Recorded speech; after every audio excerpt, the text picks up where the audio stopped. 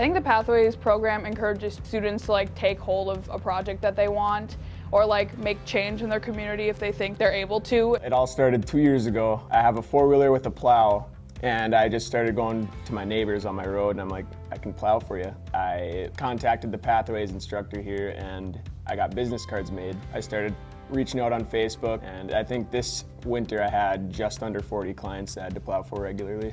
I've been baking for a while, and so the Pathways program is helping me get organized and see it as a career option instead of I'm baking cupcakes in my kitchen at midnight. It's dipping my toe into that big world of owning a business, even though I'm technically not owning a huge corporation right now, but I'm still a 17-year-old able to make money on my own. In order to really capitalize on the opportunities and experience the Pathways, really know that your voice matters as a student. Whatever you want to happen will happen. We will make it work, and we will do everything we can. It's fun to have your own business and all, but the truth be told, I'm not on my own.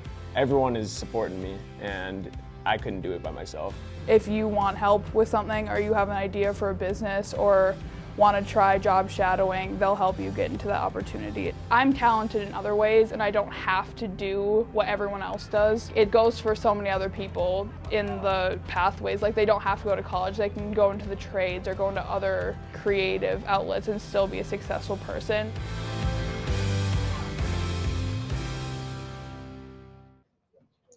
Good morning, Rails. Today is Pathways Tuesday, also known as Tour Tuesday, as we spend time each Tuesday exposing you to different careers that are out there to maybe pique your interest, to maybe want to learn more.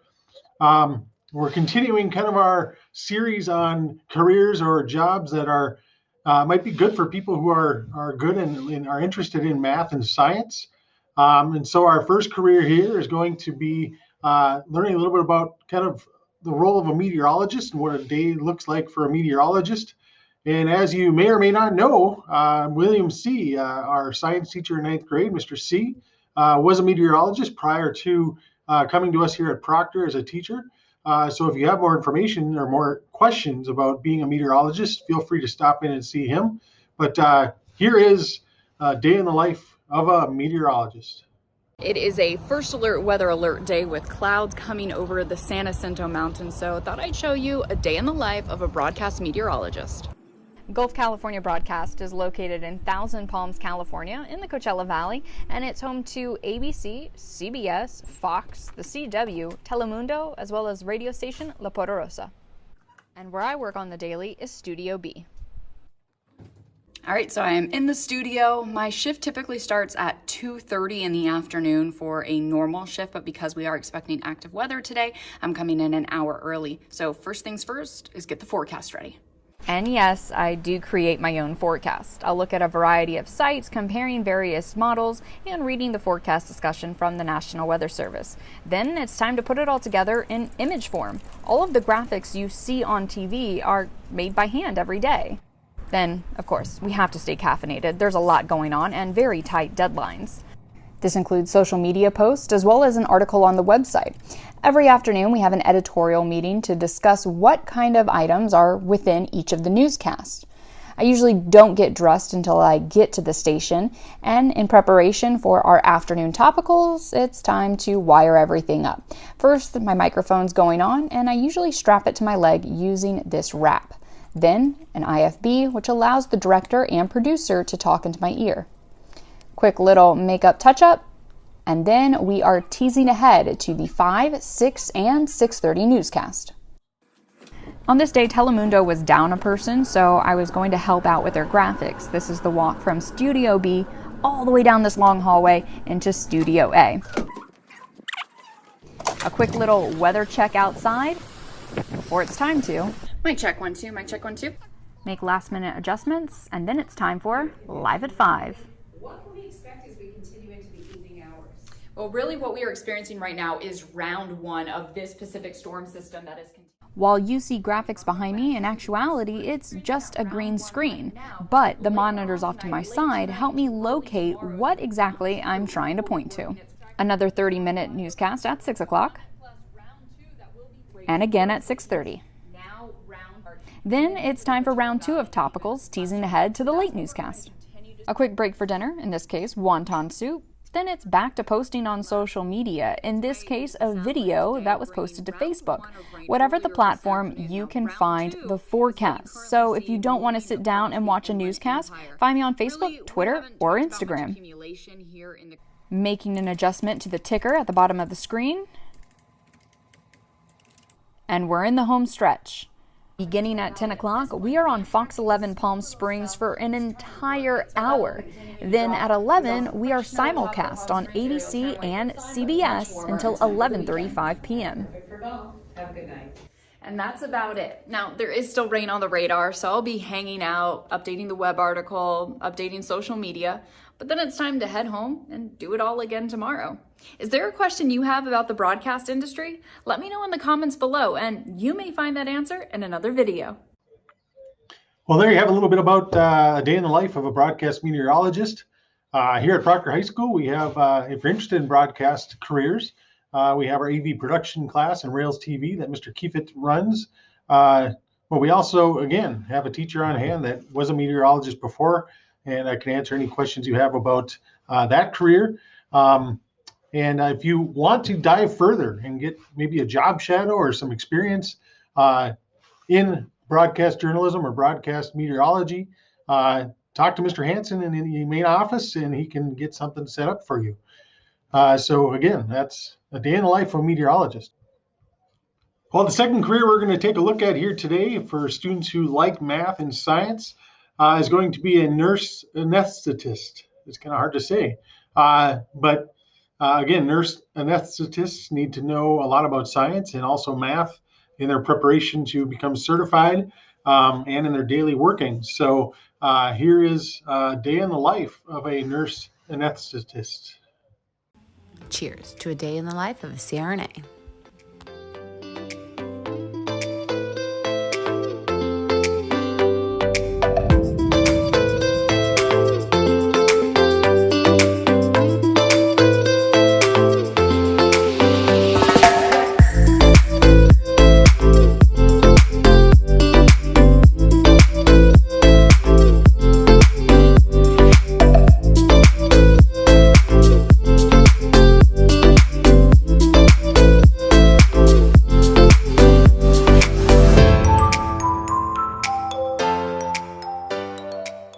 Essentials for my lunch bag, creamer for my second cup of coffee, my breakfast smoothie, and let's not ever forget our Celsius. Most important. What's up, guys? Good morning. I'm on my way to work. So I just wanted to give you guys a quick rundown and kind of show y'all what it's like a day in the life as a CRNA. So for those of you that don't know, CRNA stands for Certified Registered Nurse Anesthetist. So before I went to grad school for anesthesia, I was an ICU nurse. Loved it. But I just knew I wanted to practice anesthesia. Actually, it was in nursing school when I decided that. So anyway, so I am officially now an anesthetist. I put you to sleep, keep you nice and comfy, wake you up comfy, and yeah, just overall take care of you during surgery. My scope of practice covers everything anesthesia related. I work at a small community hospital. I love it because I love regional anesthesia. I love everything hands-on. So when I get there, from the start to finish, my patients are mine. I pre-op them, I assess them, I go over their medical history, their previous anesthetics, and I determine what is the best anesthesia plan for them. There are so many different kinds of anesthesia plans that people don't realize. You have general anesthesia, you have spinal anesthesia, epidural anesthesia, you have regional. You also have what we call twilight anesthesia. And a lot of it can be confusing, and I would definitely love to do like a Q&A sometime and just give you guys like a general knowledge what to expect when you or a loved one are going to get anesthesia. But today, I'm on my way. The beautiful thing about my job is I live about a minute away, so I'm already there. Pulling in the driveway, I get here, around 6:45, between 6:45 and 7. Go in and get changed, check out my cases, my assignments. I get the assignment the day before, but we kind of just work together, go in, and everyone just kind of works together and picks a case. So we will see what I'm doing today. I'm excited to bring you guys along.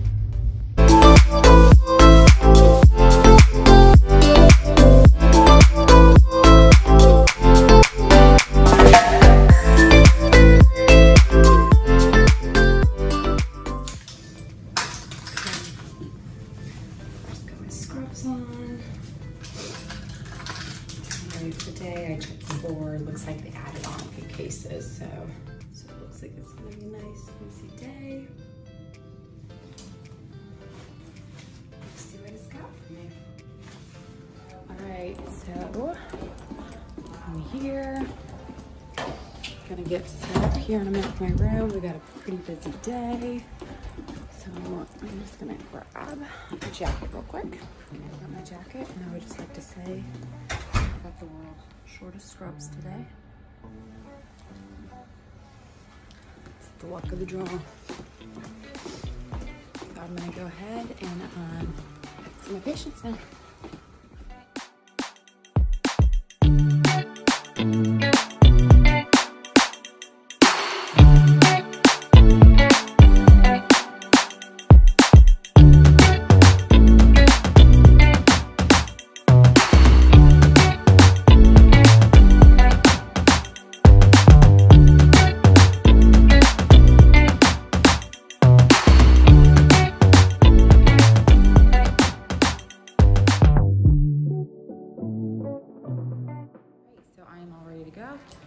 I'm just waiting now for the surgeon to get here, see the patient, and then we'll be ready to rock. So I have got all my meds ready. I've got my machine all ready to rock. I like to have it all checked. Make sure I have my suction good to go, my ambu bag, my backup tanks, my machine running properly. I'm just doing a MAC today, so I'm just using nasal cannula and the monitors, but I will have my ventilator ready in case I need to backup use it. So I usually like just have a airway on hand and a LMA just in case. So the thing about anesthesia is to be prepared for what you don't know what's going to happen, because 9 out of 10 times it goes as you plan, and the other time it just really doesn't. So the key is to be prepared. And yeah, so like I said, I'm doing a beer block today. So beer blocks are not super common anymore, but we do them a ton here for all of our carpal tunnel releases and any hand surgery. So one thing I can't talk about is the beer block that I'm doing today. So this is a type of anesthesia where we put a tourniquet on your lower forearm about here. I wrap your arm, exsanguinate all the blood out, and then tighten your forearm tourniquet, and then you have an IV in your hand, and I insert a local anesthetic.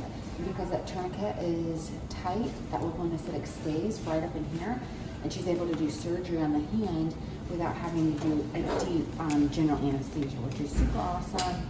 The less anesthesia we can give you is just better for your body overall. So everyone does it a little different. I'm doing a lower forearm tourniquet, so I'm going to use a 2% lidocaine, which is a higher concentration than other beer blocks, but because I'm doing it in the lower forearm, I don't have to use as much, and I can use a higher concentration. And then I'm also doing Toradol in there as well. So yeah, so that's for my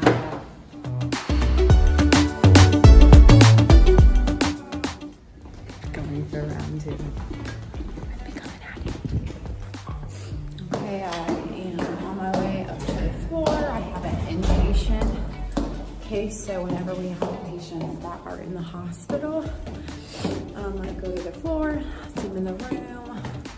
So I'm gonna go up there, pre-op my patient. We are about 3 cases in. I have about 3 more to go. 2 cup of coffees in, on to my smoothie. Okay, my day is officially over. Well, for now. My shift for the day. So every day, I love this job so much because every day it varies. So I'm at a smaller community hospital, so we don't do a ton of trauma. Got in there a little before 7, worked until, and I got off around 1. So I'm gonna go home, hang out with my kiddo, get some stuff done around the house, go work out, and then I'm on call starting at 6 tonight. I love being on call, which is like so opposite than a lot of CRNAs. A lot of CRNAs hate being on call, but it's a great way for me to still get my hours in, work full time. I get to see, you get to see some like unique stuff on. So I'll get called into the ER to do central lines, to do epidurals, stat C-sections. So you just get to do a lot of more interesting stuff being on call. I do kind of love being on call at a smaller hospital because you don't get called in as much, I will say. So, it's just pulling in. So yeah, so I'll be on call starting at 6 and then all through the night. And then I'm on the call shift tomorrow. So that just means, I will be on call again until tomorrow night. So yeah, so I'm gonna go home, enjoy some time with my fam. See you later. So I'm just leaving the hospital. I was on call last night, got called in around 4 for a emergent C-section. Jumped out of bed, throw on a pair of pants, run to the hospital. Thankfully I live like 2 minutes away. So I was able to get there in about 4 minutes after I got called. Ran in, threw on some scrubs, ran to the OR. The patient was already on the table. They were hooking her up to the monitors, so I real quick pulled up a couple drugs, got my airway, turned on my ventilator. So usually when I go into the OR, I set up all my drugs nicely, go through my whole ventilator, do a vent check. Thankfully, the emergent room, they have all ready to rock and ready to go. So I go in, and about 2 minutes after that, I get the patient off to sleep. I think it took about 2 minutes after that for the docs to get scrubbed, come in and cut and get the baby out. So all in all, it took about 8 minutes total for getting in the room, getting the patient hooked up, getting him to sleep, and getting that baby out. Thankfully, mom and baby are both doing really good. The mom was laboring, and the fetal heart rate just started dropping, and the baby was in distress. The baby was positioned in a way that the doctor could not assist the mom in delivery, so they had to do an emergency C-section. Thankfully, medicine is just incredible what we can do now, especially with C-sections, and the outcome is often we can help both mom and baby do well and recover well, which is a miracle to me. So it's awesome to be a part of that. I love it, even though it's 4 a.m., get up in the middle of the night. It's just, it's such a rewarding job, and keeps you on your toes. So yeah, welcome to a day in the life of a CRNA and just what that looks like. And I'm just excited for you guys to come along and see a piece of it. Well, there you have 2 days in the life of 2 careers that are good for people who like science and math and who are good at it. We have the broadcast meteorologist and a nurse anesthetist. And again, if you are interested in pursuing either of these careers further, please see Mr. Hanson in the main office, and he'll get something set up for you. So once again, Proctor Pathways is all about exposing you to different careers, giving you experience in those, and also engaging you in your schooling so you know how to get your path to those careers that you want. So have a great day.